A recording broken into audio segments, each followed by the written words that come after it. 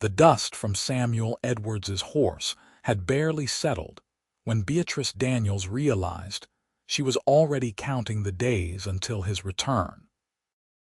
It was August 1882 in Julian, California, and the gold mining town sat nestled in the Cuyamaca Mountains, where summer heat gave way to crisp autumn mornings and, eventually, to winter snow. The town had sprung up just over a decade earlier when Fred Coleman discovered gold in a creek, and now it bustled with miners, merchants, and families trying to carve out a life in the rugged terrain. Beatrice had arrived 3 years ago with her father to run the general store after her mother passed, and in all that time, she had never felt her heart lurch quite the way it did when Samuel looked at her with those steady gray eyes. Samuel stood before her now in the golden afternoon light, his hat in his hands, turning it slowly as if the right words might be hidden in its worn leather band. He was 24, just 2 years older than Beatrice, with sun-darkened skin and calluses that spoke of hard work on the cattle ranch his family owned in the valley below Julian. His dark hair fell across his forehead, and there was something both strong and gentle in the way he carried himself. "I have to go to San Francisco," he said, and the words hung between them like something fragile. "My uncle's shipping business needs sorting out. He passed last month and there's no one else to handle the estate. Legal matters, property, debts that need settling." Beatrice stood on the porch of her father's store, her hands clasped in front of her pale blue dress. She had known Samuel for 6 months, ever since he started making the trip up from the valley to purchase supplies. Their courtship had been proper but unmistakable. He brought her wildflowers. She saved him the best cuts of fabric for his mother. They took walks along the creek where gold had first been discovered, and he told her about his dreams of expanding the ranch, of building something that would last. "How long will you be gone?" Her voice was steady, though her heart hammered against her ribs. Samuel stepped closer, near enough that she could see the flecks of silver in his gray eyes. "Before the first snow falls, I'll be back. I promise you that, Beatrice. I've never broken my word, and I won't start now." Julian typically saw its first snow in late November or early December. That gave him roughly 3 to 4 months, maybe longer if the weather held. It seemed like an eternity. "That's a long time," she said softly. "I know." He reached out and took her hand, a bold gesture for the middle of the afternoon with townspeople passing by on the dirt road. "But I'm asking you to wait for me. I'm asking if, when I come back, you'd consider being my wife." The world seemed to stop spinning. A wagon rattled past. Someone called out a greeting that went unanswered. Beatrice looked at Samuel's face, at the hope and certainty written there, and felt something slot into place in her chest. "Yes," she said. "Yes, I'll wait. And yes, when you return, I'll marry you." The smile that broke across Samuel's face was like sunrise. He squeezed her hand gently, properly, then released it. "I'll write when I can, and I'll be back before that first snow, Beatrice. I swear it on everything I hold dear. I'll be here," she promised. "Every day I'll be here." He left the next morning before dawn, riding out on his sturdy bay mare with saddlebags packed and a bedroll tied behind. Beatrice woke early to see him off, standing in the cool pre-dawn darkness outside the store. He kissed her hand, lingered a moment longer than necessary, then swung into the saddle. "Before the first snow," he said again. "I'll be waiting." Then he was gone, his horse's hoofbeats fading into the darkness, and Beatrice was left with the enormous weight of time stretching ahead. The days that followed fell into a rhythm. Beatrice woke each morning and dressed carefully, always choosing her better dresses, always fixing her honey blonde hair with care. She told herself it was not vanity but hope. Samuel might return any day, and she wanted to be ready.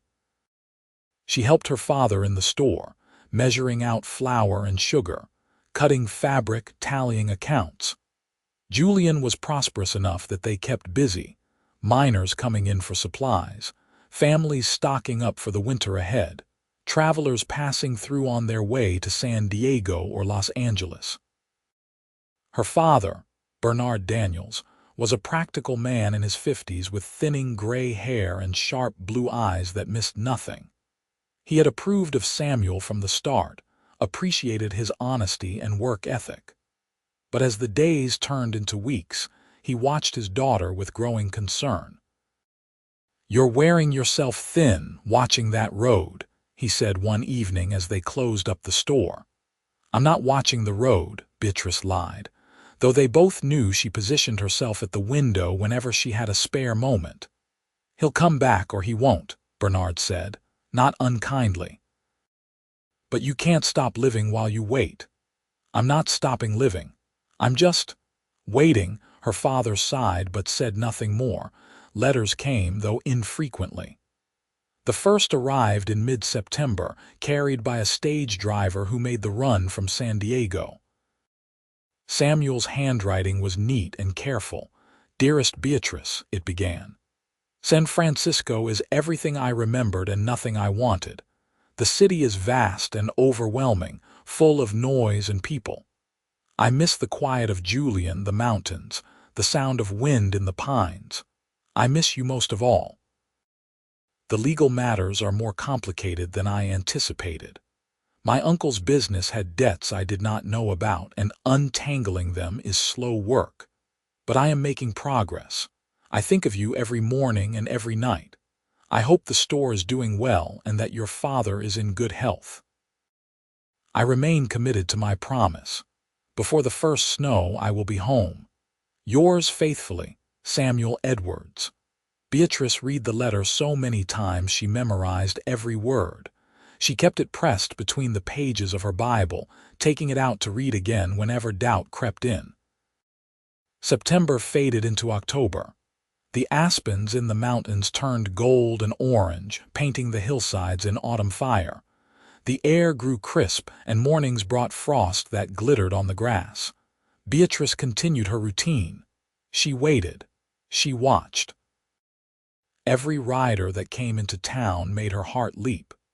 Every time it was not Samuel, the disappointment settled a little deeper. The second letter arrived in late October. "Dearest Beatrice, forgive the delay in writing. I have been consumed with settling accounts and dealing with creditors.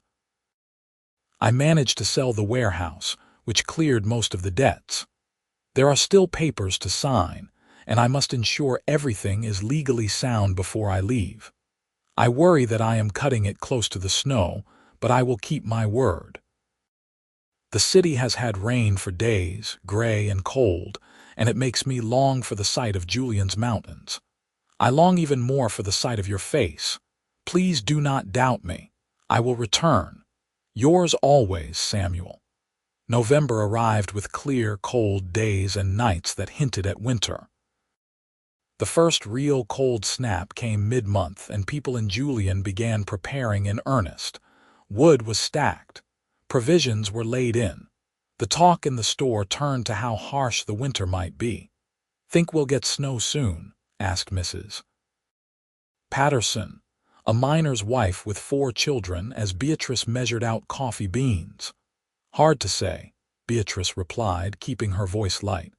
"Could be any day now, or we might have a few more weeks." But privately, she watched the sky with increasing anxiety. The clouds that gathered over the mountains looked heavy and gray. The wind carried a bite that spoke of snow. The third letter came the first week of November. "Dearest Beatrice, I am nearly finished here. The last of the legal documents will be signed by week's end, and then I will be free to leave. I know it is cutting close to winter, but I have planned my route carefully. I will not let you down. Every day here feels like a year without you. I have bought you a gift, something I hope you will like. I picture your face when I give it to you, and it keeps me going through these final tedious days. Hold fast to hope. I am coming home. With all my love, Samuel. With all my love." It was the first time he had written those words so plainly. Beatrice pressed the letter to her heart and allowed herself to cry, just for a moment, from the sheer weight of missing him. "Any word from your young man?" asked Martha Green, who ran the boarding house and had a kind heart beneath her no-nonsense exterior. "He's finishing his business in San Francisco," Beatrice said. "He'll be here soon. Before the snow." Martha gave her a sympathetic look. "I hope so, dear, I truly do." The waiting became its own kind of torture. Beatrice found herself bargaining with God, with the weather, with fate itself. Just a little more time. Just hold off the snow a little longer. Let him get home safely. Her father grew more worried. "Beatrice, you need to prepare yourself for the possibility that he might not make it before the snow. The weather could trap him in the city or along the route. It would not mean he broke his promise intentionally. He'll be here," she insisted. "He gave me his word. Sometimes circumstances are beyond our control. He'll be here." She said it like an incantation, like faith alone could bend the world to her will. The middle of November brought a false alarm. Snow flurries danced in the air one morning, light and fleeting, melting before they touched the ground. Beatrice's heart nearly stopped, but the sun broke through by midday and the flurries ceased. Not yet, not the first real snow. She took to walking out to the edge of town in the evenings after the store closed, looking down the road that wound through the mountains toward San Diego. Sometimes her father joined her, standing silently beside her, lending his presence if not his optimism. What if something happened to him? She asked one evening, voicing the fear she had kept locked inside. "What if he had an accident or fell ill? We would have heard," her father said gently. "Bad news travels fast. No news is good news, Beatrice." It was cold comfort, but she clung to it. The town prepared for winter in earnest. The mine operations slowed as the weather turned. Families settled in for the long, quiet months ahead. And still, Beatrice waited. On November 20th, a Monday, the sky hung low and gray and the air had a waiting quality to it. Beatrice knew in her bones that the first real snow was coming soon. That night, she barely slept, listening to the wind rattling the windows, praying for just a little more time. Tuesday morning dawned gray and still. Beatrice dressed with extra care, choosing her deep green dress, the one Samuel had complimented. She fixed her hair, pinning it up carefully, and tied a ribbon at her throat. Her hands shook slightly. "He'll come today," she told her reflection. "He has to." The morning passed with agonizing slowness. Customers came and went. Beatrice measured, wrapped, tallied, smiled, all while her heart thundered with anxiety. She positioned herself near the window as much as possible, watching the road. Around noon, the first snowflake fell. It drifted past the window, fat and lazy, followed by another. Then another. Within minutes, snow was falling steadily, soft and thick, beginning to dust the ground. Beatrice felt something crack inside her chest. She stood at the window, watching the snow fall, and felt tears burn her eyes. The first snow. He was not here. "Beatrice," her father said quietly from behind her. She could not speak, could not move. The snow fell faster, the flakes growing smaller and denser. The world outside began to turn white. He had broken his promise, or something terrible had happened to him. Either way, he was not here, and the snow was falling, and she had waited for nothing. "Come away from the window," her father urged. "Come have some tea." But Beatrice stayed rooted to the spot, watching the snow accumulate on the road, on the buildings, on the pine trees that surrounded Julian. Each flake felt like a small death of hope. An hour passed. Then 2. The snow continued, steady and relentless. 3 inches, then 4. The road became a white ribbon winding through the gray landscape. Beatrice finally moved away from the window, mechanically helping her father with the few customers who braved the snow. She felt numb, hollowed out, like someone had scooped out her insides and left only a shell. It was nearly 4 in the afternoon, the early winter darkness already beginning to fall, when she heard someone shout outside. Ryder coming in, her heart, which she thought had stopped caring, suddenly leapt. She rushed to the window, pressing her face close to the cold glass. Through the falling snow, a figure on horseback emerged from the white curtain. The horse was moving slowly, carefully through the accumulation. The rider was hunched against the cold, but as he drew closer to town, he sat up straighter. Beatrice did not wait for confirmation. She knew. She knew the set of those shoulders, the way he sat his horse. She grabbed her shawl and ran out onto the porch, ignoring her father's startled call.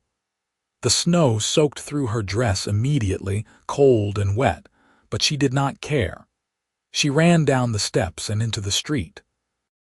Samuel saw her and urged his tired horse faster. When he was close enough, he swung down from the saddle, stumbling slightly from exhaustion and cold. His face was drawn and pale, his clothes damp with snow, but his eyes found hers with absolute certainty. "I made it," he said, his voice rough.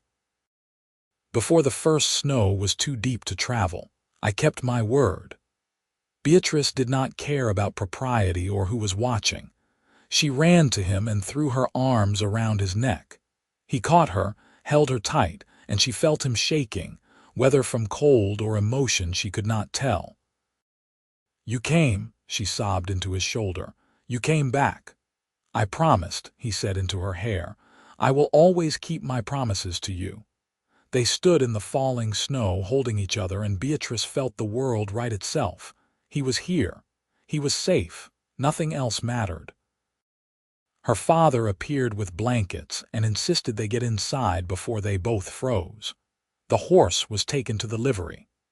Samuel was given hot coffee and food, and gradually the color returned to his face. "I thought I would not make it," he admitted, sitting by the stove in the back room of the store, Beatrice beside him, her hand clasped in his. "The weather turned bad near San Diego. I had to take a longer route to avoid flooding. Then the snow started when I was still 10 miles out. But I pushed on. I could not break my word to you." "You could have died," Beatrice said, torn between joy and anger.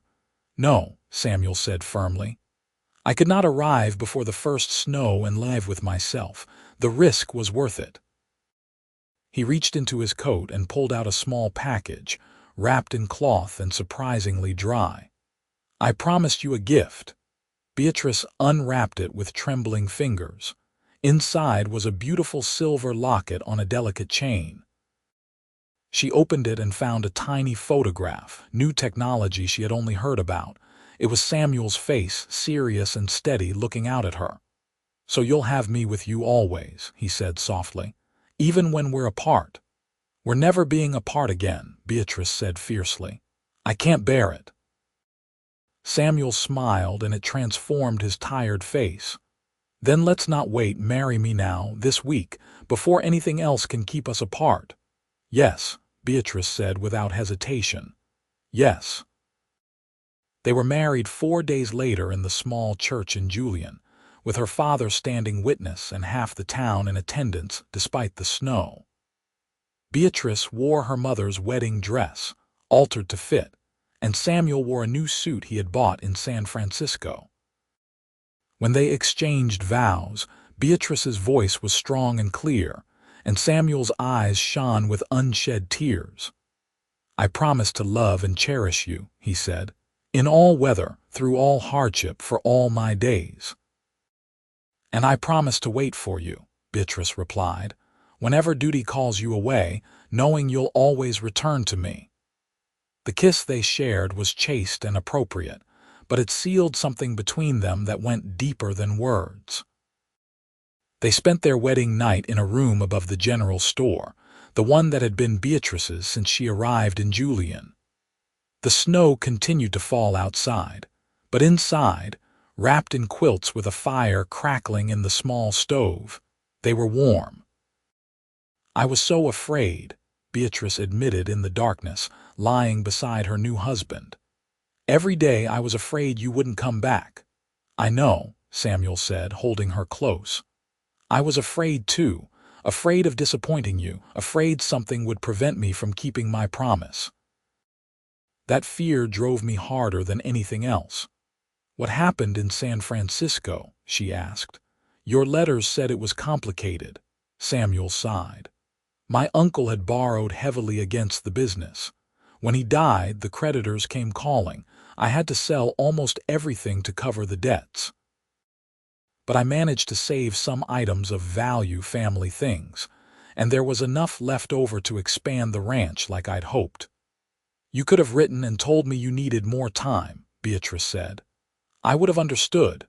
Maybe, Samuel allowed, but I made you a promise. The kind of man I want to be, the kind of husband I want to be, is one who keeps his word, especially to you. Beatrice turned to face him in the dim firelight. I love you, Samuel Edwards. I think I loved you from the first time you walked into the store and asked my father if he had any good rope. Samuel laughed quietly. That was the worst excuse I could think of to come in and talk to you. We had plenty of rope at the ranch. I know, Beatrice said, smiling. I knew then too. They talked late into the night, sharing stories and dreams, learning the shape of each other's hearts. The snow piled up outside, but they were safe and warm and together, and that was all that mattered. The winter that followed was harsh but beautiful. Julian was transformed into a wonderland of white, the mountains draped in snow, icicles hanging from the eaves like crystal. Samuel and Beatrice lived above the store until spring, when they would move down to the ranch in the valley. Bernard was glad of the company and the help, and Samuel proved invaluable in the store, his honesty and steady presence drawing even more business. But it was the quiet moments that Beatrice treasured most.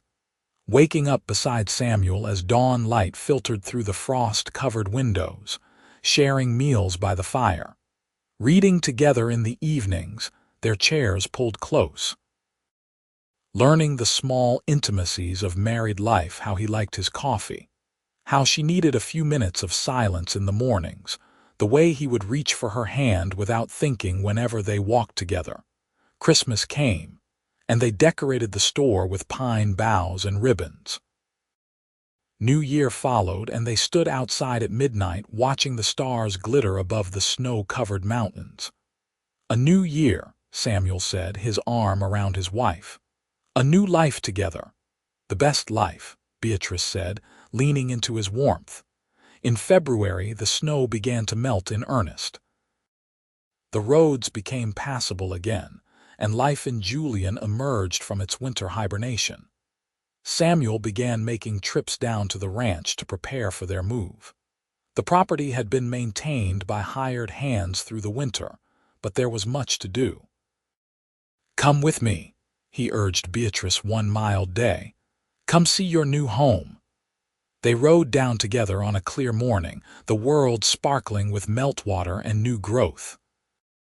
The ranch sat in a broad valley with mountains on three sides, a creek running through the property, and wide meadows perfect for cattle.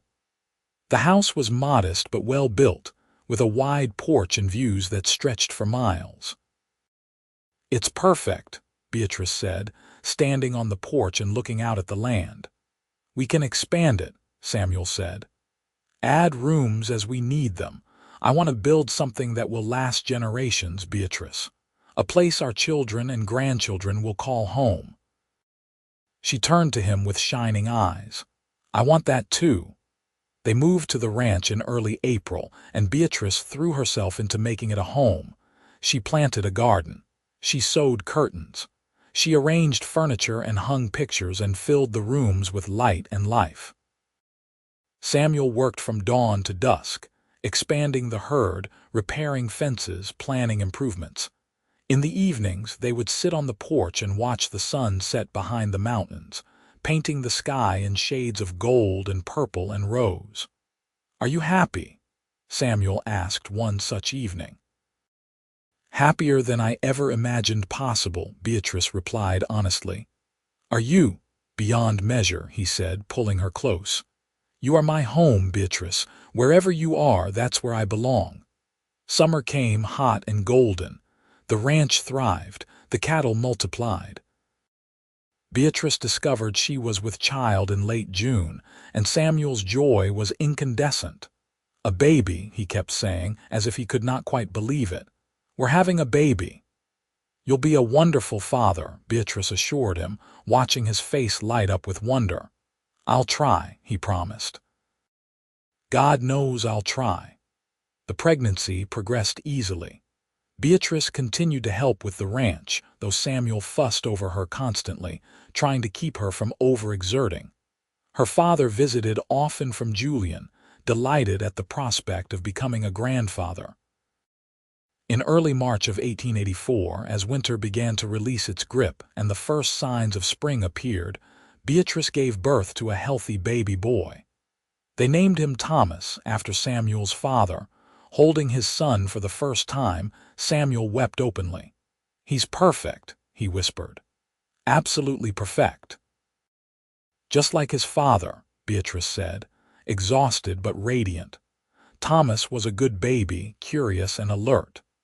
As he grew, he showed signs of having his father's steady temperament and his mother's warm heart. Samuel proved to be exactly the father he hoped to be: patient, loving, present in every way that mattered. The years flowed by like water. The ranch prospered. They added rooms to the house. 2 years after Thomas came Margaret, a daughter with her mother's honey blonde hair and her father's gray eyes. Then 3 years after that came Samuel Jr., whom they called Sam, a rambunctious boy who kept everyone on their toes. Beatrice's father passed peacefully in his sleep in the winter of 1888. They buried him in Julian's cemetery and sold the store to a young couple from San Diego. It was bittersweet, closing that chapter, but Beatrice's life was firmly rooted at the ranch now, surrounded by her growing family.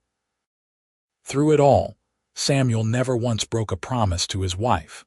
If he said he would be home by supper, he was. If he promised to fix something, it was done. His word was his bond, and that foundation of trust became the bedrock of their marriage. They had their difficulties, of course. No marriage is without challenges. There were droughts that threatened the cattle. There were illnesses that frightened them. There were moments of disagreement and frustration. But through it all, they held fast to each other and to the promises they had made. On their 10th wedding anniversary, Samuel gave Beatrice a new gift, a beautiful music box that played a waltz. They danced in their bedroom, slow and close, while the children slept. "You remember when you waited for me?" Samuel asked as they swayed together. "Every day," Beatrice said. "I remember every single day." "Do you regret it? Waiting for me, tying your life to mine?" She pulled back to look at him, this man she had waited for, this man who had kept his word, this man who had given her a life beyond her wildest dreams. "Not for 1 second," she said firmly. "Not for one single second. You are worth every day I waited and 1,000 more besides." He kissed her then, deep and tender, and they held each other as the music box wound down, grateful beyond words for the life they had built. The children grew. Thomas became a skilled horseman, serious and thoughtful like his father. Margaret was kind and clever, always with a book in hand. Sam was wild and joyful, keeping everyone laughing. They were good children, raised with love and discipline in equal measure. When Thomas turned 18 in 1902, Samuel and Beatrice stood on the porch and watched him ride off to start his own life, heading to agricultural college in Sacramento. "I remember being that young," Samuel said quietly, "thinking I knew everything." "You were wiser than most," Beatrice said, leaning against him. "You knew enough to come back to me." "The smartest thing I ever did," Samuel agreed. Margaret married a teacher from San Diego when she was 20, and they settled in Julian, where he taught at the schoolhouse, and she opened a small library. Sam took over the day-to-day running of the ranch when he turned 21, showing a natural aptitude for the work. Samuel and Beatrice grew older together, their hair turning silver, their movements slowing but their love deepening with each passing year. They became grandparents, then great-grandparents, watching their family tree spread and flourish. On a cold November evening in 1912, 30 years after Samuel first rode back to Julian through the snow, they sat on their porch wrapped in blankets, watching the first snowflakes of winter drift down. "Remember when you promised to return before the first snow?" Beatrice asked, as she had many times over the years. "I remember," Samuel said, as he always did.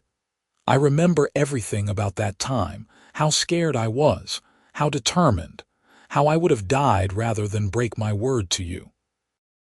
"You gave me the greatest gift," Beatrice said, taking his weathered hand in hers. "You taught me that promises matter, that words mean something, that love is about showing up even when it's hard." "You gave me a reason to keep my promises," Samuel replied. "A reason to be the best man I could be." They watched the snow fall in comfortable silence, two people who had built a lifetime on trust and love and the simple power of a promise kept. "If I could go back," Beatrice said softly, "and live it all again, I wouldn't change a single thing." "Neither would I," Samuel said, "though I might have kissed you sooner." Beatrice laughed, the sound carrying across the snow-dusted valley. "Yes, you probably should have." They sat together as darkness fell and the snow continued, blanketing the world in white. The ranch was quiet around them, their family scattered but close, their legacy secure. They had built something that would last, something that would endure not just in the land and the buildings, but in the love they had shown, the promises they had kept, the example they had set. Samuel's arm tightened around his wife. "I love you, Beatrice Edwards. I loved you when I rode through the snow to get back to you, and I'll love you until my last breath." "And I love you," Beatrice said, resting her head on his shoulder. "My cowboy who kept his word." They remained there as the night deepened, two souls intertwined, watching the snow fall just as they had 30 years before, grateful for every moment, every challenge, every joy that had brought them to this perfect, peaceful place. The years continued to roll forward.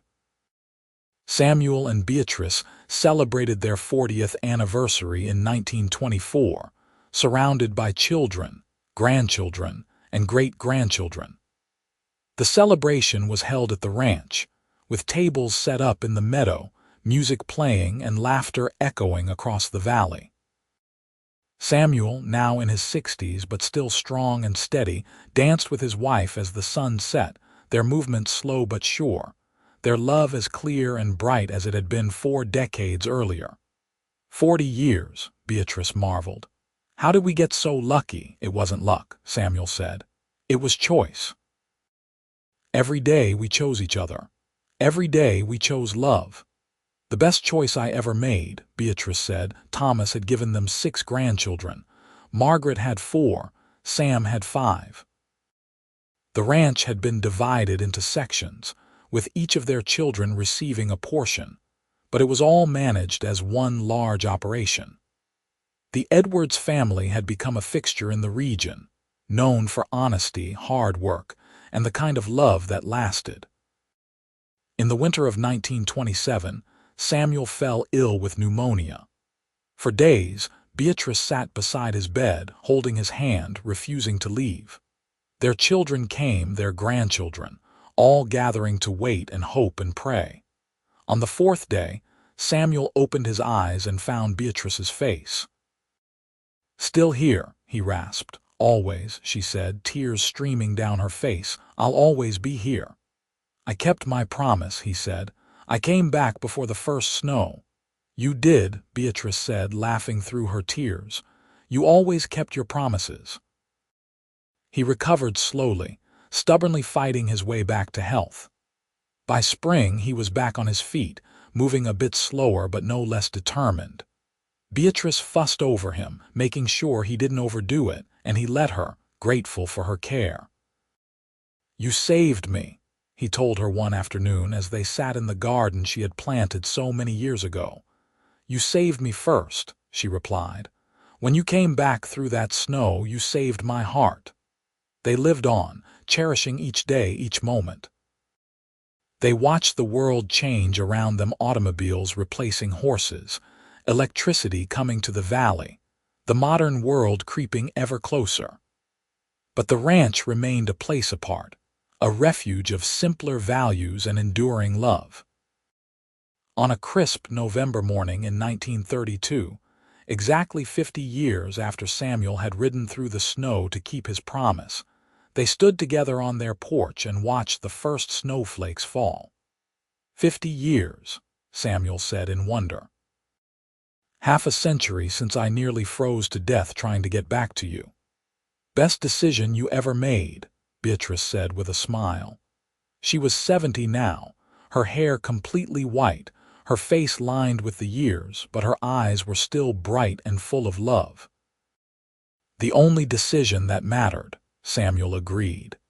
He was 72, his body bearing the marks of a life well lived, but he stood straight and strong beside his wife. Their entire family had gathered for the anniversary: children, grandchildren, great-grandchildren, dozens of people whose lives existed because a young cowboy had kept his promise. At the celebration that evening, Thomas stood to make a toast. He was 50 now, with silver at his temples and the same steady bearing as his father. "To my parents," he said, raising his glass, "who taught us that love is not just a feeling but a choice, that promises are sacred, that showing up matters, that the hard road is often the right road. Everything good in our lives flows from the example they set." "To Samuel and Beatrice," the crowd echoed, and the two old lovers smiled at each other, remembering everything, grateful for everything. That night, alone in their room, they held each other close. "You remember being young?" Beatrice asked. "Sometimes it feels like yesterday," Samuel said. "Sometimes it feels like a lifetime ago, but I remember every detail of the day I promised to return before the first snow. I remember how you looked standing on that porch, how my heart hammered when you said you'd wait for me." "I would have waited forever," Beatrice said simply. "For you, I would have waited until the stars fell from the sky." "You gave me a reason to live," Samuel said quietly. "A reason to fight, a reason to be better than I was. Everything I am, everything we built, it all started with you saying yes." "And you keeping your promise," Beatrice added. "You could have sent word that you needed more time. You could have waited until spring, but you risked everything to keep your word." "Some promises are worth dying for," Samuel said. "That was one of them." "I'm glad you didn't die," Beatrice said, a hint of her old humor shining through. "Me too," Samuel agreed, and they laughed together in the darkness. The years had not always been easy. They had lost their daughter Margaret to influenza in 1920, a grief that had nearly broken them both. They had weathered financial hardships, droughts, personal struggles. But through it all, they had held fast to each other and to the foundation they had built that snowy day in 1882. Samuel passed peacefully in his sleep in the spring of 1935, at the age of 75. He simply went to bed one night and didn't wake up, Beatrice beside him. She held his hand and knew the moment his spirit left, felt the change in the air, the profound stillness that came with death. "Thank you," she whispered to him, "for every promise kept, for every day we had, for every moment of love. Thank you." The funeral was the largest the valley had ever seen. People came from all over California to pay their respects to Samuel Edwards, a man who had lived with integrity and loved with his whole heart. Beatrice stood strong through it all, supported by her children and grandchildren, accepting condolences with grace. But at night, Alone in the bed they had shared for over 50 years, she wept. The grief was enormous, a physical ache that left her breathless. Yet beneath the grief was gratitude. Gratitude for every year, every day, every moment they had shared. She did not live long without him. It was as if, having lost her partner, she simply decided to follow.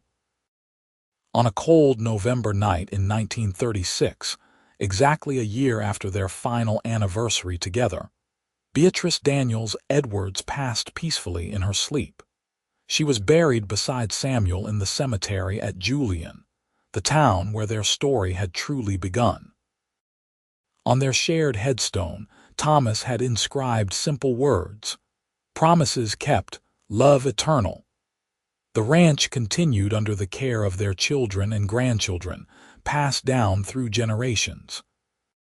The house was preserved, becoming a family heritage site, and the story of Samuel and Beatrice was told and retold to each new generation. It became a family legend, the tale of the cowboy who promised to return before the first snow and the woman who waited every day, and how that promise kept became the foundation of a love that lasted over 50 years and created a legacy that endured for generations. Thomas, before he died in 1965 at the age of 83, wrote down the full story as his mother had told it to him. He recorded every detail he could remember: his father's determination, his mother's faith, the way they had looked at each other even in old age with that same spark of love and devotion. "They taught us what commitment means," he wrote in the memoir. "Not just the easy promises, but the hard ones. The promises that cost something to keep. My father risked his life to keep his word to my mother, and she built her life on the foundation of his trustworthiness. Together, they showed us that love is not about grand gestures or pretty words, but about showing up day after day, year after year, and choosing each other over and over again." The memoir became a treasured family document, copied and shared among the descendants. The story of Samuel and Beatrice inspired marriages and strengthened families. Whenever an Edwards faced a difficult choice or felt tempted to take an easy path, they remembered their great-great-grandparents and the power of a promise kept. In 2010, over 120 years after Samuel rode through the snow to reach Beatrice, his great-great-great-granddaughter stood on the porch of the ranch house that still stood in the valley below Julian. The house had been renovated and modernized, but the bones were the same. The view was the same. And the story was the same.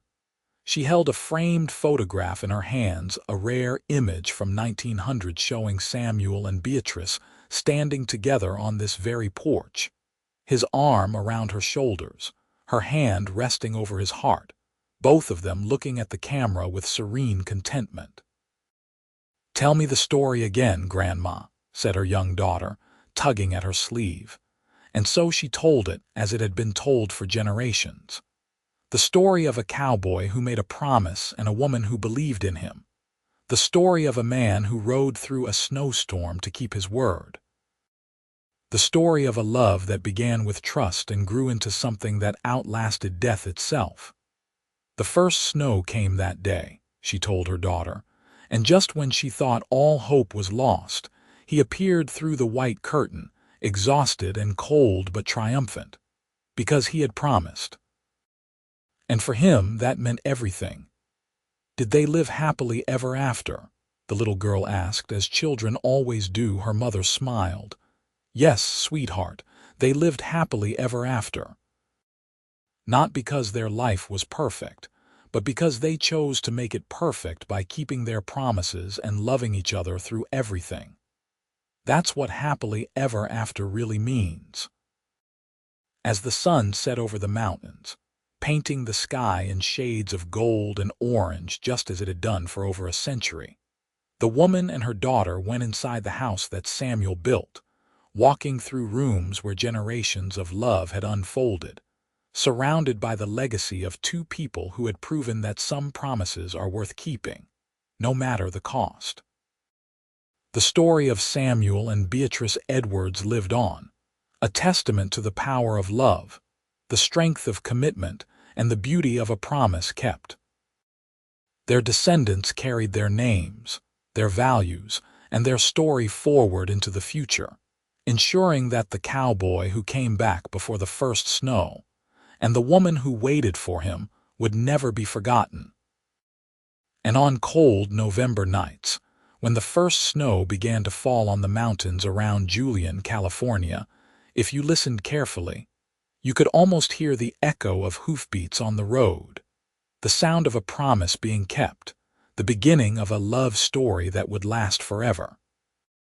The ranch thrived through the decades, each generation adding their own chapter while honoring the foundation Samuel and Beatrice had laid. The original house was eventually protected as a historical landmark, and a museum was established in Julian to tell the story of the town's founding families, with Samuel and Beatrice featured prominently. Their letters, carefully preserved by Beatrice during her lifetime, were donated to the museum. Visitors could read Samuel's careful script describing San Francisco and his determination to return. They could see the progression of his worry and his resolve. They could understand the weight of a promise made and the joy of a promise kept. The locket Samuel had given Beatrice, the silver one with his photograph inside, was passed down through the daughters in the family, each one wearing it on her wedding day. It became a symbol of enduring love and the importance of being a person of your word. On November 21st each year, the family gathered at the ranch to celebrate Promise Day, commemorating the day Samuel returned through the snow. It became a tradition to share stories of promises kept, of commitments honored, of love demonstrated through action rather than just words. The valley itself changed dramatically over the years. The cattle ranch diversified into agriculture. Later generations added vineyards, and the Edwards family became known for their wine as well as their livestock. But through all the changes, the core values remained the same: integrity, hard work, and love that endured. In the 1960s, Thomas's son William wrote a song about his grandparents' love story. It was picked up by a local folk singer and became something of a regional standard, played at weddings and anniversaries throughout Southern California. The chorus went, "He promised to return before the snow, she waited every day by the window. Through autumn's gold and winter's threat, a promise made they'd never forget. And when the first flakes began to fall, he came riding through, having risked it all." The song kept the story alive for yet another generation, reaching people who had never heard of Julian or the Edwards family, but who were moved by the simple power of the tale. By the turn of the 21st century, the Edwards family tree had expanded to include hundreds of descendants scattered across the country and beyond. But they made efforts to return to the ranch, to walk the land Samuel and Beatrice had walked, to connect with the source of their family's strength. At the 120th anniversary celebration in 2002, the oldest living descendant, Samuel's granddaughter Martha, stood before the crowd at age 93 and shared her memories. "I was only 10 when grandfather died," she said, her voice still strong despite her age. "But I remember him clearly. He was kind and patient, never raising his voice, always keeping his word. If he told us he'd take us fishing, we knew it would happen. If he promised to mend a toy, it was done by morning. He lived his principles every single day." She paused, looking around at the sea of faces, all connected by blood to the man she remembered. "But what I remember most," she continued, "was the way he looked at grandmother. Even when they were old, even when they'd been married for decades, he would look at her like she was the most precious thing in the world, and she would look back at him the same way. They taught us that love isn't just a feeling that fades. It's a choice you make every day, and it grows deeper and stronger if you tend it properly. Martha passed away the following year, taking with her the last direct memories of Samuel and Beatrice. But the stories lived on, passed down through oral tradition and written records, keeping the couple's memory fresh and vital. The ranch land, over 140 years after Samuel first bought it, was still owned and operated by the family. Modern technology had changed the methods, but the values remained constant. The Edwards family was still known throughout the region for honest dealing and fair treatment, living proof that integrity could not only survive in the modern world but thrive. In 2015, a documentary filmmaker discovered the story while researching the history of Julian. Intrigued by the tale and the wealth of historical documents available, she created a short film about Samuel and Beatrice. It premiered at the Sundance Film Festival and won an award for Best Short Documentary. The film brought the story to an international audience. People from around the world reached out to the family, sharing how the story had moved them, inspired them, challenged them to examine their own commitments and relationships. A couple from Japan traveled to Julian specifically to visit the ranch and museum, explaining through a translator that they had been on the verge of divorce when they saw the documentary. Something about Samuel's determination to keep his promise and Beatrice's steadfast waiting had struck a chord. They decided to recommit to their marriage, to choose each other again, and they wanted to see the place where such enduring love had begun. The family was moved by stories like this, realizing that Samuel and Beatrice's love had rippled out far beyond what they could have imagined, touching lives and changing hearts more than a century after their story began. In 2032, on the 150th anniversary of Samuel's ride through the snow, the family organized a massive celebration. Descendants came from all over the world. The event lasted 3 days and included tours of the ranch, presentations about the family history, and a reenactment of Samuel's dramatic return. A professional horseman dressed in period-appropriate clothing rode down the mountain road, just as Samuel had, timed to arrive as fake snow machines created a gentle snowfall. It was theatrical, perhaps a bit silly, but when the rider emerged through the artificial snow and the crowd erupted in cheers, there was genuine emotion in the air. The oldest member of the family present, Thomas's great-grandson Daniel, spoke at the main celebration. He was 87 years old, a retired engineer who had lived all over the world but never forgot his roots. 150 years ago, he said, his voice carrying across the silent crowd, a young man made a promise to a young woman. It was a simple promise, really. Just to come back before the snow. But in that promise was everything that matters: love, integrity, determination, faith. He could have broken it. He had reasons, good reasons. The weather, the distance, the difficulties he faced. No one would have blamed him, but he didn't break it. He kept it at great personal risk, and in doing so, he created something that has lasted generations. Daniel paused, looking around at the hundreds of faces watching him, his family, his legacy, the living proof of Samuel and Beatrice's love. We exist because of that promise, he continued. Every single one of us. Our lives, our children, our accomplishments, our joys, they all stem from that moment when Samuel Edwards rode through the snow to reach Beatrice Daniels. We owe them more than memory. We owe them the effort to live by the same principles, to keep our promises, to choose love, to be people of integrity. The speech was met with thunderous applause, and afterward, people lingered for hours, sharing stories and renewing family connections. That night, as the celebration wound down and people gradually departed, a small group gathered at Samuel and Beatrice's grave in Julian. They stood in respectful silence for a moment, then Daniel spoke again, more quietly this time. "Thank you," he said, addressing the two names on the headstone. "Thank you for showing us how to love. Thank you for keeping your promises. Thank you for building something that would last." Others echoed his thanks, and someone began to sing the old folk song about the cowboy and the first snow.